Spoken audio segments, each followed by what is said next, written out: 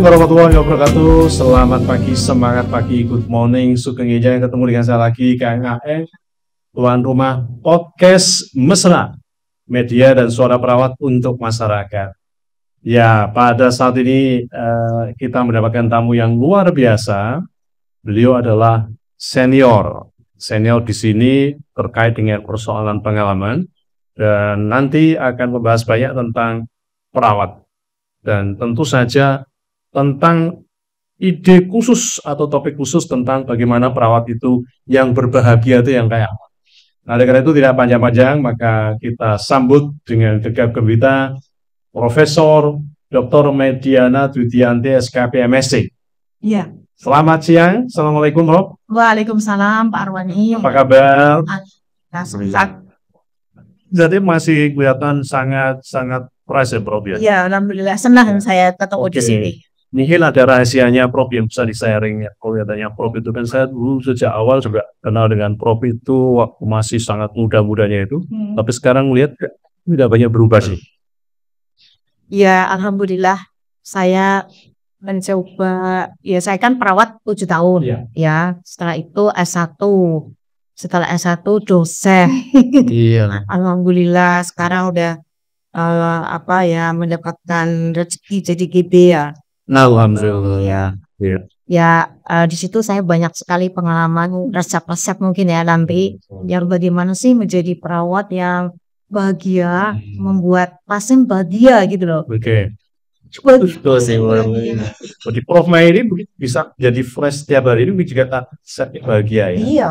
Baik ya, barangkali ini mungkin berbicara tentang resep bahagia. Bagaimana mendapat Prof Mai? Apakah memang perawat di Indonesia itu kurang bahagia atau gimana? Ya, jadi prinsipnya hanya orang yang berbahagia yang bisa menolong orang lain gitu. Hanya orang yang berbahagia yang imunnya selalu bertambah. Oh gitu ya? Gitu ya. Jadi saya sebagai perawat Julia 7 tahun di rumah sakit tuh ketemu pasien itu luar biasa. Kebahagiaan yang luar biasa sehingga imun saya bertambah setiap kali ketemu pasien. Jadi kita itu nggak lihat ya namanya pasien, melayani pasien dari hal-hal yang kecil ya. Memandikan, bagaimana supaya nyaman, kemudian apa permasalahan, ini sesuatu yang menyenangkan gitu. Hanya memang saya bakat jadi perawat. Gitu ya. Ya Romi, masyarakat sering kali masih melihat ya banyak perawat yang masih marah-marah itu ya.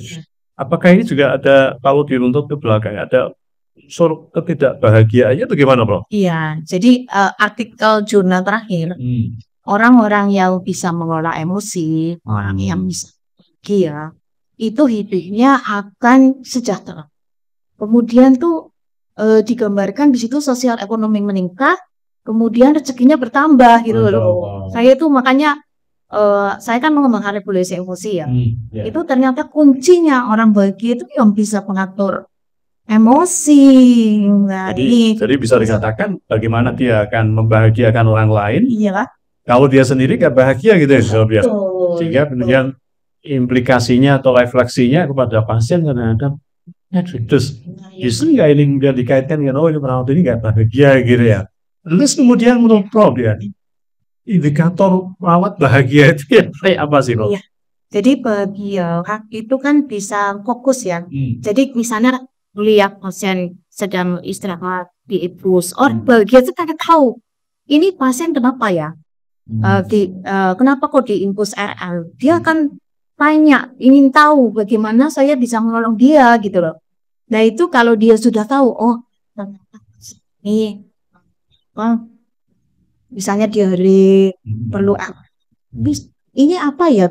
Tiba-tiba nanti perawat yang senior menjelaskan, tiba-tiba dokter itu ajaib orang-orang bahagia itu ilmunya setiap kali ketemu pasien tuh ilmunya bertambah. Sehingga dia bahagia pada saat dia mengabaikan pasien yang sedih. Itu udah 1 menit dia membuang waktu, dia itu menderita berbulan-bulan. Gitu ya. Iya. Oke. Jadi ada beberapa sih sebenarnya gini Bro. Bahagia itu Anda dilihat dari sisi mata tadi. Iya. Wah ini perawat ini naik mobil karakternya gagap. Wah ini sih bahagia. perawat jasa punya lagi mainnya helikopter, misalnya gitu ya. Nah, di konsep bahagia perawat ini sebetulnya lebih ke arah mana, Pak? Ya. Kalau bahagianya perawat itu sebetulnya pada saat pasien menganggap kita itu bisa menolong, gitu loh. Jadi pada saat suster bisa menolong saya, itu kebahagiaan kita. Dan itu hal yang simpel ya. Iya. Iya, misalnya cuma nanya, Mbak mau operasi besok, keluarganya nggak datang gitu. Apa yang bisa saya bantu? Wah, itu pasien bahagia. Saya juga nggak nyangka itu. Ditanya begitu tuh pasiennya senang banget. Itu yang buat saya senang gitu. Jadi pada saat kita itu bisa memberikan apa yang dibutuhkan oleh pasien, itu kebahagiaan perawat itu. Yang itu tidak disadari barangkali ya. Iya, Ibu. Itu kita sering kali ya, bapaknya, mana kabarnya Ibu, mereka kemudian tersenyum, dan seringkali kita tidak sadar bahwa itu sebetulnya pancaran bahagia. Gitu. Iya, betul. Kalau begitu ada prosesnya ya, Prof. Juga ya. Perawat itu supaya jadi bahagia itu melalui proses yang seperti apa sih, Prof? Iya. Jadi yang pertama, bahagia itu harus punya ilmu. Maksudnya kalau misalnya dia jadi perawat 1 tahun, harusnya tuh ilmunya sama dengan S2. Ya. Okay. Karena apa? Karena dia itu belajar dari pasien. Kan beda sekali pada saat kita belajar jurnal. Ya. Apa sih reaksi pasien? Loh, ada new understanding gitu kan. Oh, pasien ternyata begini pada saat saya begini gitu loh.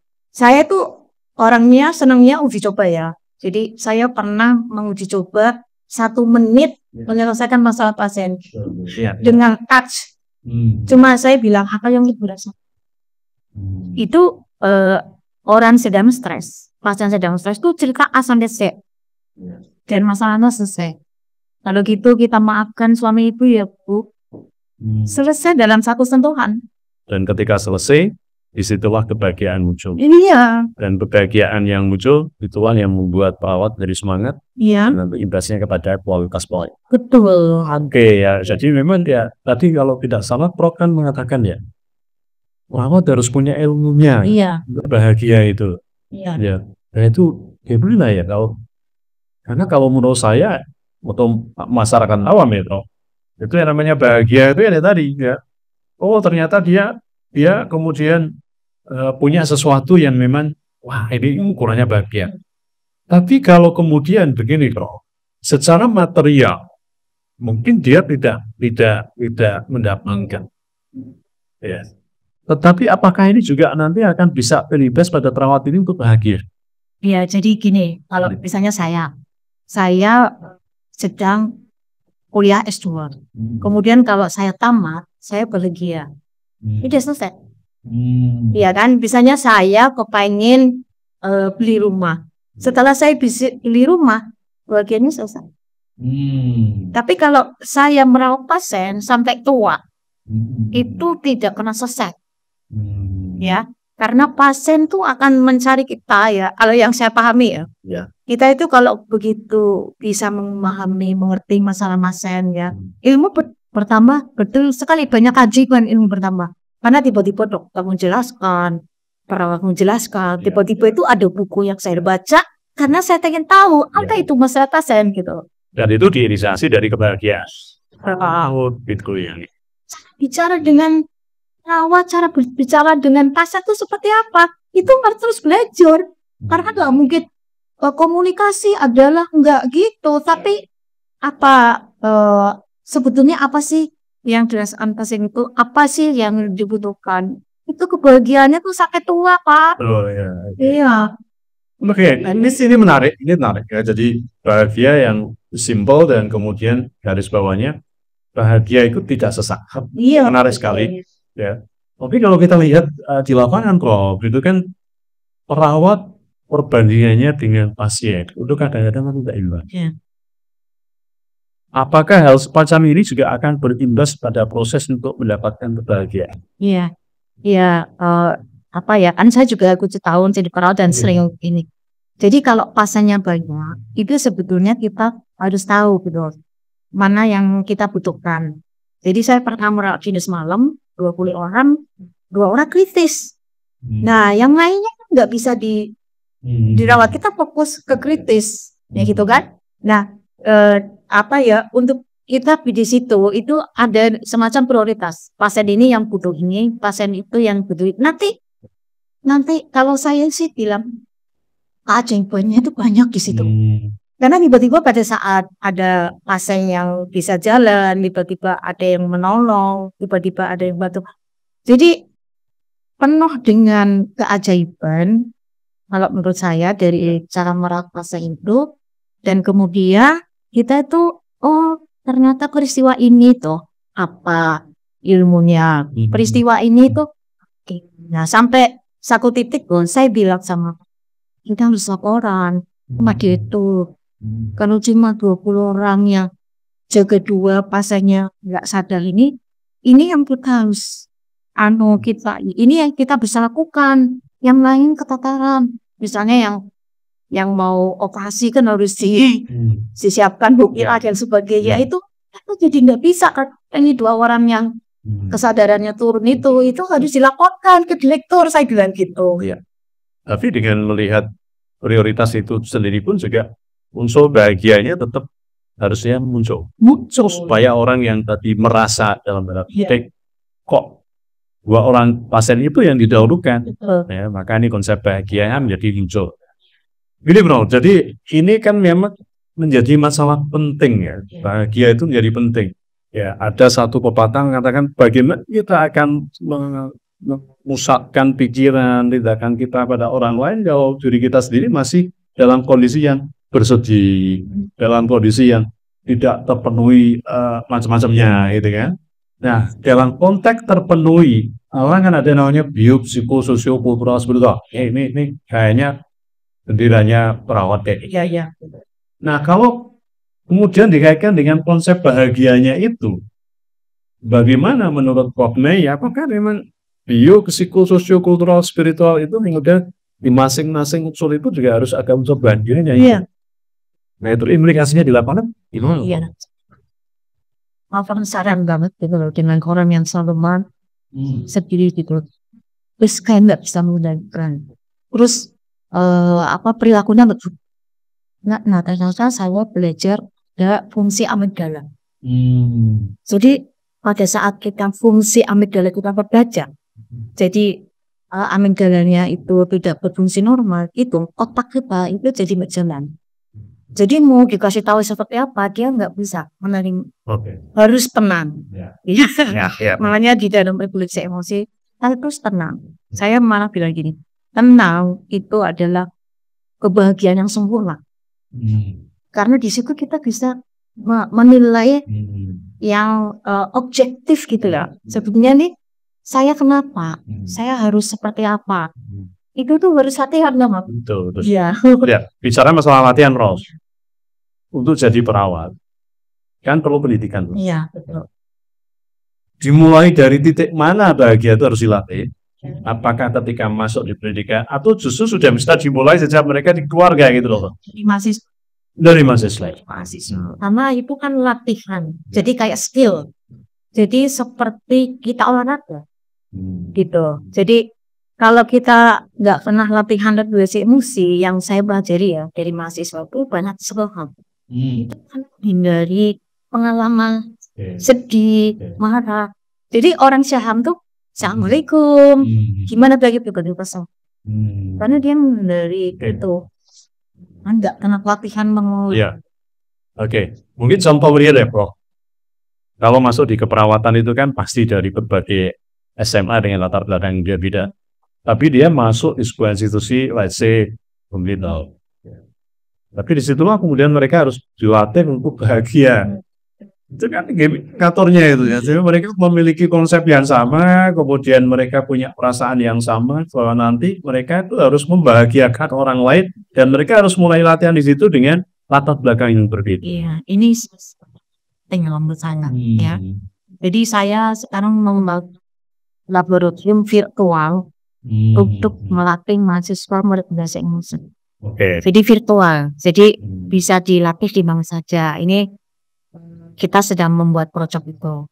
Terus kemudian saya juga buka HPD ya untuk mahasiswa yang bermasalah dengan kesedihan. Jadi kalau saya belajar dengan mahasiswa ya, jadi kita itu belajar bukan jurnal aja, tapi saya belajar dengan mahasiswa. Itu tuh mereka yang mengalami kecemasan, mengalami kemarahan, terus dipikirkan misalnya tentang bapaknya, tentang ibunya, kok dipikirkan aja. Itu ternyata itu tidak bisa terinstal oleh tubuh kita, sehingga menjadi perilaku yang nggak bisa dirubah. Ya. Itu pertanyaan dari muda saya itu gimana merubah orang sakit jiwa menjadi itu. Kemarin tuh ada pertanyaan pun saya tuh udah dimasuki jiwa, saya sudah oleh dosen gini, tapi kenapa saya nggak ada perubahan? Pertanyaan saya cuma itu, peristiwa apa yang membuat bab itu terhadap itu instalan itu harus dilepas dengan regulasi emosi. Dan orang itu tuh nangis, nangis nggak berhenti gitu loh. Menarik ya? Analoginya kayak laptop ya, bro. Iya betul. Jadi Prof Mei itu harus mencari ini kira-kira instalasinya yang agak nggak beres di mana, kemudian di reinstall. Betul. Dari install dari UD itu ada yang namanya Happy Day tadi. Iya. Kemudian ada yang namanya sekarang ada tembakan lagi pakai di dunia maya itu sebagainya. Kalau yang Happy Day itu keberhasilannya gimana, bro? Jadi Happy Day itu intinya saya ingin mereka tahu masa gitu loh. Jadi udah saya kasih tahu, ini loh emosi itu seperti ini, bisa menginstal ke tubuh kami. Sekarang masing-masing mengidentifikasi masalah kamu apa. Kamu nangis, wah ternyata banyak. Di situ pada nangis. Ya, jadi saya tuh ternyata pernah mau dibunuh sama kakak saya. Ternyata saya itu lahir di wanita. Sangat dengan orang tua gitu. Saya itu ibu saya yang masuk ke perawatan. Konyon saya nggak suka, saya marah banget gitu loh. Nah itu ada yang bisa lakukan sendiri, ada yang bisa mereka kalau saya untuk dilepas fungsinya. Nah itu biasanya telepon ya, atau saya setiap pagi di ruangan saya, ruang jiwa itu ada namanya terapi doa air zam-zam untuk membantu mereka melepas dan menyadari sebetulnya saya kenapa nggak bisa berubah. Itu memang berbagai macam. Kalau begitu, apa yang diinstal tadi sebenarnya bisa direplikasi ke pasien, dok?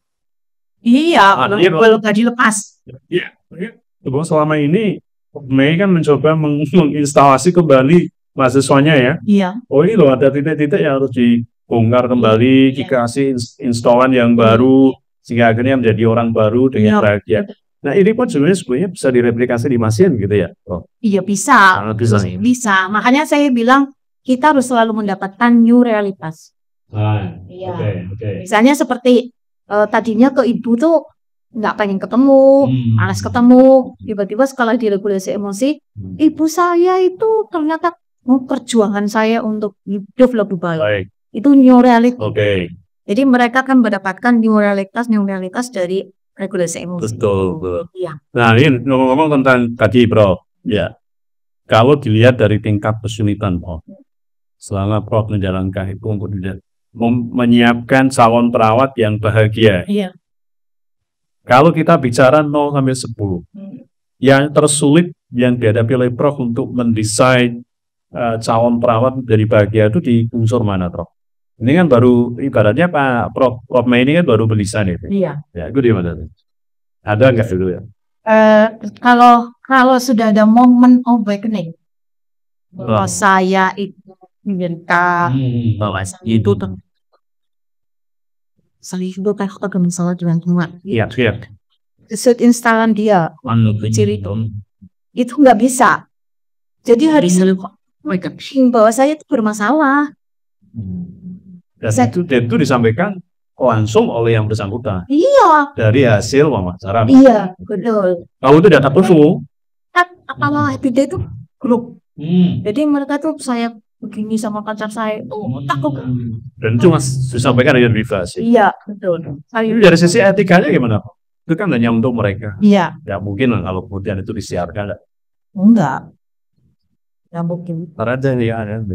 Kemudian tadi memang ya membuat orang bahagia itu sekali lagi ya selalu tantangan besar kita. Iya. Tantangan Prof Mei itu membuat ini tidak hanya terjadi di Undip, ya, tapi juga ini terjadi seluruh kehabisan perawat yang ada di Indonesia ini kan sebuah tantangan. Apakah ya maksudnya mohon maaf kok desainnya Prof Mei ini sudah direplikasi di mana aja gitu? Di beberapa institusi. Alumni. Alumni kan juga merasakan bagaimana dia tidak bisa belajar pada saat emosi. Ya pada saat misalnya laptopnya rusak aja itu mengganggu dia fokus ya. Jadi dia tahu. Akhirnya dia di sana juga membuka regulasi emosi untuk mahasiswa. Di institusi lain ada yang sudah itu ada 2 institusi yang kaki dinding sana. Jadi mereka punya tim ya, tim Prahat. Kemudian dia menampung masalah-masalah mahasiswa yang ternyata sangat efektif untuk mahasiswa bisa fokus. Ya. Dan memang gini bro ya, artinya sekarang ada tren bahwa perawat itu harus paham betul tentang trans culture yang beda-beda itu, karena itu bisa memicu terjadinya ketidakbahagiaan. Betul. Ya. Nah, ada nggak yang dilakukan oleh Prof Mei? You nanti kalau ngadepin pasien yang galak, you nanti kalau ngadepin pasien yang misalnya protesan. You kalau ngadepin pasien yang komplain terus itu kan juga bagian dari bahagia. Betul. Nah itu di situ juga diajarkan seperti itu ya. Iya. Jadi gimana ya tim pemerintah aku susahkan sih kalau tanya marang perlu saya bilang itu darahnya tak baca. Gak mungkin kamu masih jadi harus tenang. Saya kan mungkin pakai teknik kalming tangga. Nanti jadi malam tenang gitu. Ya, karena satu, angkutnya. Oke, ya, itu dijelaskan ya. Ini dia jahat. Kalau ada yang perawat begini, kita gak itu pada saat mereka marah itu nggak bisa langsung gitu. Itu amin darahnya jam. Tetapi ada proses dari perawat, tapi yang kalau perawatnya bahagia, dia bisa mengendalikan dengan cara posisi yang paling tepat tadi ya. Sini. Wah biasa nih. Jadi kalau perawatnya bahagia, dia bisa menolong. Oke. Ya, kalau perawatnya sama-sama stres, ya akhirnya kan nggak bisa. Ya. Ini lagi bro, manusia itu kan seperti roda ya bro. Iya. Iya. Jadi calon perawat yang dididik kita atau dididik oleh Prof Mei itu bisa jadi mungkin ketika dididik atau diajari itu udah jadi atas. Tapi suatu ketika dia juga banyak tahu stresornya ya. Jadi stresor itu semua orang pasti dan semua orang itu boleh dikatakan mengalami stres. Tergantung tingkatannya berapa. Nah, supaya mereka itu tidak ada di bawah, gitu loh. Tapi untuk kembali lagi di atas menjadi bahagia, ada tip-tipnya loh. Iya, jadi memang benar. Biasanya kalau di kampus kita sudah latihan nih ada ini. Benar dia itu seperti takut sama orang. Nah kemudian kita praktis selama semester dari ya alhamdulillah ini isos gitu loh. Kalau saya bilang udah mulai gila terus pulang itu ya sampai semester di rumah. Nah pulang lagi ke kampus karena masalah. Karena di rumah ada bapaknya, ada ibunya mungkin nggak bisa, mungkin kebiasaan nggak bersupport begini. Maksudnya cuma terus gitu. Ini mas sini 1 semester apa-ngapain kata. Gitu ya. Jadi memang harus ada dari rumah tuh diberitahu. Akhirnya kita zoom. Ya, berarti putranya itu harus disupport, harus diterima, akhirnya kan nggak ada nilai 1 semester, dia semangat lagi untuk masuk. Ya. Lihat dukungan keluarga, kemudian lingkungan itu menjadi faktor yang juga harus diperhatikan untuk perawat dari tadi. Ya, jadi tidak hanya individu yang bersangkutan ya bro. Kan ya, dosennya. Nah, dosennya harus bahagia dulu loh. Ya kan, bro? Dosennya sendiri tuh pada bahagia. Iya. Kalau dosen bahagia, mahasiswanya bahagia, nanti ketika di rumah sakit itu juga akan dari baik. Di dosen tuh luar biasa. Iya, biar tidak lagi dosen itu bukan pekerjaan yang melelahkan, tapi justru menyenangkan dan akhirnya menjadi bahagia. Saya belajar karena pengen siswa desa. Oke. Justru itu jadi semangat. Gitu. Siswa yang belajar yang mungkin kok. Oke. Itu kok mahasiswa udah ngerti ya. Karena kalian kau apa? Engkau yang sangat gitu misalnya. Saya harus bagaimana sering sebagainya apa itu. Ya.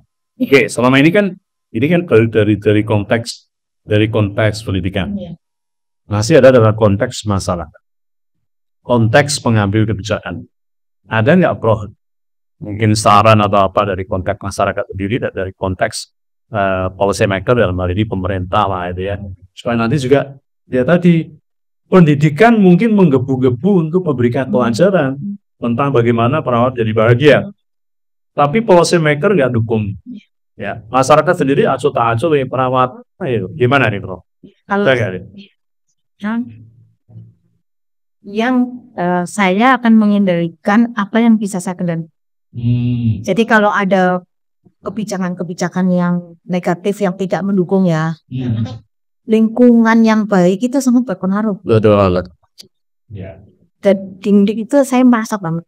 Lingkungannya itu saling mensupport, saling menghargai ya. Saya belajar situ. Nah, itu apa yang harus saya lakukan? Apa yang harus saya lakukan gitu. Tapi kalau ya misalnya kita nggak tahu itu kebijakan seperti itu, aku sih berpikir positif aja kalau saya. Jadi fokus pada bagaimana saya tumbuh dan berkembang dan bisa bermanfaat. Udah. Ketemu cluenya lah. Kebijakannya mau kayak apa, masyarakat mau kayak apa, karena yang terpenting sebetulnya adalah dari sisi pelaku. Siapa pelakunya? Perawat dan calon perawat. Iya betul. Positive thinking menjadi penting. Iya, dan itu powerful. Luar biasa ya. Jadi sebenarnya kita pengen lama-lama ini ya para pemirsa ya, tetapi ya karena waktu yang terbatas saya rasa mungkin sebelum kita tutup, Prof ya, ada closing statement dari Prof Mail untuk ya. Jadi perawat itu menurut saya rezeki yang luar biasa yang harus disyukuri supaya ilmu kita berkembang. Kalau kita bersyukur, kita tuh belajarnya dinaikkan terus, ilmunya kita juga dikasih terus sama Allah, dan di situ banyak keajaiban jadi perawat. Jadi berbahagialah jadi perawat. Jadi perawat, insya Allah ada bisa hidup mulia duniamu. Insya Allah, ini adalah terakhir di luar biasa ya, dari perawat. Ingat-ingat, jadi perawat tidak hanya kebahagiaan dunia, tapi insya Allah nanti akan ada kebahagiaan di akhirat. Tapi untuk menuju ke sana, Anda para perawat dan calon perawat harus bahagia dulu, ya kan gitu ya. Baik ya, terima kasih Prof atas rangkumannya di sini. Mudah-mudahan sedikit ini bisa memberikan pencerahan, dan sekali lagi kata kuncinya adalah untuk membahagiakan orang lain maka kita harus bahagia dulu. Terima kasih. Demikian yang bisa kita sampaikan. Sampai ketemu lagi pada episode berikutnya. Saya Kang AR. Terima kasih. Assalamualaikum warahmatullahi wabarakatuh. Waalaikumsalam warahmatullahi wabarakatuh.